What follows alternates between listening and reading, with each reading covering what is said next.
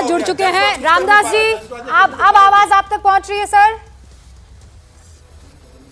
हाँ बोल रहे, आवाज बोलिए। रूबिका बोल रही हूँ सर, स्टूडियो से। महायुति 209 सीटों के साथ इतिहास रचती हुई नजर आ रही है। पहला सवाल यही, सीएम किसको बनना चाहिए? हाँ मतलब हमारे महायुति को महाराष्ट्र की जनता ने बहुत बड़ा सपोर्ट किया है। नरेंद्र मोदी जी के नेतृत्व में विकास को देखकर ही लोगों ने वोटिंग किया है। लाडली बहना का जो योजना था उसका भी हमें बड़ा फायदा हुआ है। और ये जो महाविकास आघाड़ी वाले हमको गालियाँ देते थे, नरेंद्र मोदी जी को गालियाँ देते थे, एकनाथ शिंदे देवेंद्र जी को, अजित दादा को गालियाँ दे देते थे। और इसीलिए मतलब लोगों ने ये ध्यान में रखकर हमको वोटिंग किया है। तो अभी मुख्यमंत्री का जो सवाल है वो हमारे एकनाथ शिंदे, देवेंद्र फडणवीस, अजित दादा पवार तीनों उत्सुक है।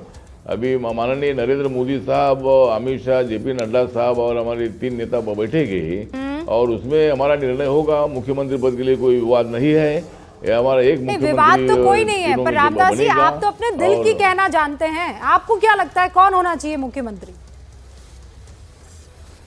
अभी मुझे तो होना था सर, वो तो तीनों में से कोई भी होगा तो चलेगा, मतलब उसमें हमें कोई दिक्कत नहीं है। लेकिन अभी ऊपर ही चर्चा हो जाएगी और चर्चा के बाद आप छुपा रहे हैं दिल की बात, आज आप बोल नहीं पा रहे हैं। और रामदास जी कौन? रामदास जी बोलिए ना। निर्णय तो दिल्ली में होने वाला पर है। आपके दिल की इच्छा क्या है? नहीं, बोलने का विषय नहीं निर्णय। नहीं, तीनों में से कोई भी होगा तो तीनों भी मेरे मित्र है और इसीलिए मतलब महाराष्ट्र को आगे चलाने के लिए तीनों भी कैपेबल है। और देवेंद्र फडणवीस जी 5 साल मुख्यमंत्री रहे हैं, एकनाथ शिंदे 2.5 साल मुख्यमंत्री रहे हैं, अजय दादा 4-5 बार डिप्टी सीएम रहे हैं। और आप किसी को दुखी नहीं करना चाह रहे हैं। ठीक है, मैं समझ गई। लेकिन एक मिनट, लेकिन रामदास जी, ये जो प्रचंड जीत है, आंधी तूफान सुनामी है आप लोगों की, सुनामी इसको कहा जाएगा। कोई एक शेर कोई तो बनता है ना रामदास जी, आपकी मतलब शेर के हर कोई कायल है, कोई तो आप ऑन द स्पॉट एक शेर सुनाइए ना सरकार। रामदास जी 211 सरकार तो अब आपकी बन रही है। हाँ मतलब महाराष्ट्र की जनता ने देखा है नरेंद्र मोदी जी का विकास। महाराष्ट्र की जनता ने देखा है नरेंद्र मोदी जी का विकास और इसलिए महायुति का यहाँ दिख रहा है विजय का प्रकाश। और ये प्रकाश आज हमें दिख रहा है नीला नीला आकाश। आज हमें दिख रहा है नीला नीला आकाश। महाविकास आघाड़ी हो गई है भकास। तो इसीलिए महाविकास आघाड़ी को बहुत ही बड़ा फटका देने का काम जनता ने किया है। अच्छा, और हमारा विजयता पक्का और महाविकास आघाड़ी को मिल गया है बहुत बड़ा धक्का। अच्छा रामदास जी, एक सीट मिली है। अब मुझे ये बताइए कि आपको मंत्रिमंडल में जगह चाहिए कि नहीं चाहिए? मिलेगी कि नहीं मिलेगी महाराष्ट्र में? हाँ, मंत्रिमंडल में हमको जगह मिलेगी। हमारे विधानसभा चुनाव के पहले हमारे देवेंद्र फडणवीस जी से बात हमारी हुई थी। वो हमारे बीजेपी के, हमारे अलायंस के मतलब पहले से नेता है और उन्होंने वादा किया है कि भाई रिपब्लिकन पार्टी को 1 MLC और 1 मंत्री पद मिलेगा। कल रात को उनके साथ मेरी बात रात को 10:30 बजे बात हुई है। अभी मैं उनको मिलने के लिए जा रहा हूँ और जब अभी कल परसों जब शपथ होगा तब उसमें रिपब्लिकन पार्टी का भी 1 मंत्री जरूर होगा। और हमारे आग्रही मांग है कि हमारे दलित बुद्धिस्ट जो हमारी जनता अम्बेडकराइट, उन्होंने बहुत बड़ा जो सपोर्ट है ये हमारे महायुति को किया है और इसीलिए महायुति को बड़ी सफलता मिली है। एक सवाल आपसे रामदास जी, आपको लगता है जो बार बार कहा जा रहा है कि बहुत नफरत पैदा करके जीते आप लोग, मतलब कटेंगे बटेंगे, ये जो जिस तरह से आप लोग जीते हैं वो नफरत फैला कर जीते हैं, कटेंगे बटेंगे, एक है तो सेफ है, ये सब करके ये कहा जा रहा है अब ऑपोजिशन की तरफ से। है कि कटेंगे अगर हम बटेंगे नहीं तो कटेंगे कैसा? मतलब जिस तरह कटेंगे बटेंगे का नारा दिया था, लेकिन इसका मतलब ये नहीं है कि भाई इकट्ठा होना, यूनाइटेड इंडिया, मतलब हम इकट्ठा होना चाहिए। जो भारतीय है उन्होंने इकट्ठा रहना चाहिए, उसके पीछे भावना थी, कल हिंदू समाज के लिए तो नहीं थी। जो मतलब मोदी जी को मानते हैं, बाबा साहब अम्बेडकर जी के संविधान को मानते हैं, रामदास जी, अब लोगों ने इकट्ठा रहना चाहिए, ये उसका मतलब था। एक लास्ट सवाल, सब लोगों ने हमको वोटिंग किया है। संजय राउत जी ये कह रहे हैं, संजय राउत कह रहे हैं कि ईवीएम में गड़बड़ी है। संजय राउत कह रहे हैं महाराष्ट्र की जनता ये चाहती ही नहीं थी। संजय राउत ये कह रहे हैं कि ये दोनों जो गद्दार हैं वो जीत जाए, इतने भारी बहुमत से कैसे हो सकता है? अजीत दादा पवार की बात कर रहे थे, एकनाथ शिंदे की। ईवीएम को लेकर जो हंगामा हो रहा है उस पर आप क्या कहेंगे? और ये दोबारा चुनाव होने चाहिए बैलेट पेपर से, दोबारा कराइए चुनाव संजय राउत। नहीं क्या मुझे बोलना है क्या? हाँ बोलना है सर, आपको बोलना है।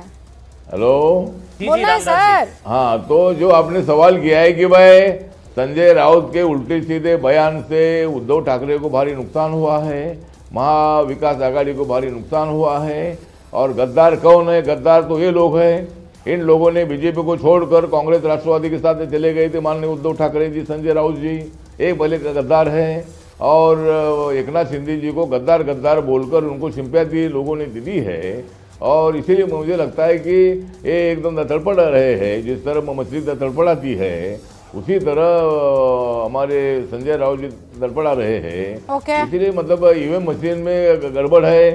जब लोकसभा में उनकी इतनी सीटें मिली थी तब मशीन अच्छी थी, हमें तो कम झारखंड में सरकार बनती है तो सर मशीन अच्छी होती है, महायुति को 212 मिलती है तो खराब हो जाती है। रामदास जी बस एक सवाल, वोट जेहाद नहीं हो पाया ना फिर? मतलब जो आप लोग कहते थे वोट जेहाद वो नहीं हो पाया ना, धर्म युद्ध था दूसरी तरफ वो भारी पड़ा, वोट जेहाद नहीं हो पाया। रामदास जी कह सकते हैं मतलब?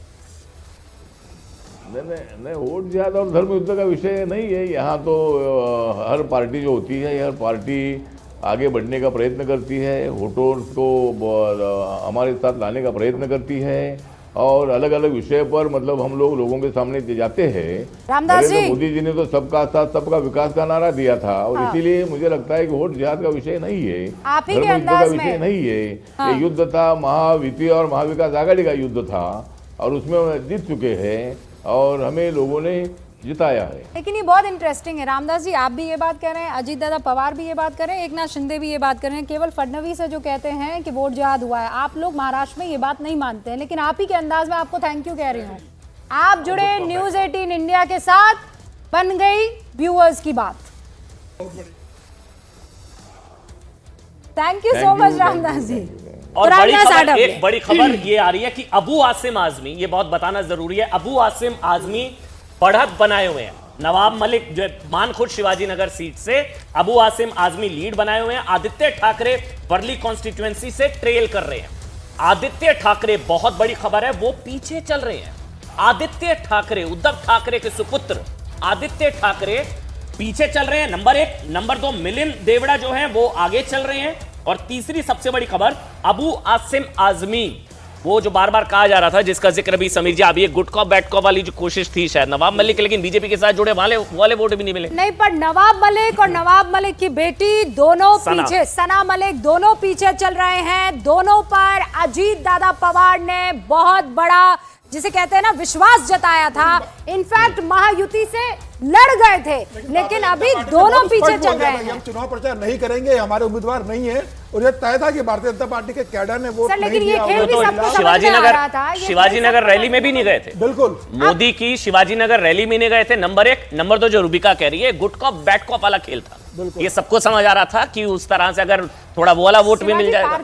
हाँ, शिवाजी पार्क वाली रैली में भी नहीं गए थे। एक लाइन में जोड़ दूं सर, एक सेकंड। अबू आसिम आजमी अभी इस वक्त आगे चल रहे हैं, समाजवादी पार्टी के कैंडिडेट है ना, और समाजवादी पार्टी ने सर 9 सीटें मांगी थी।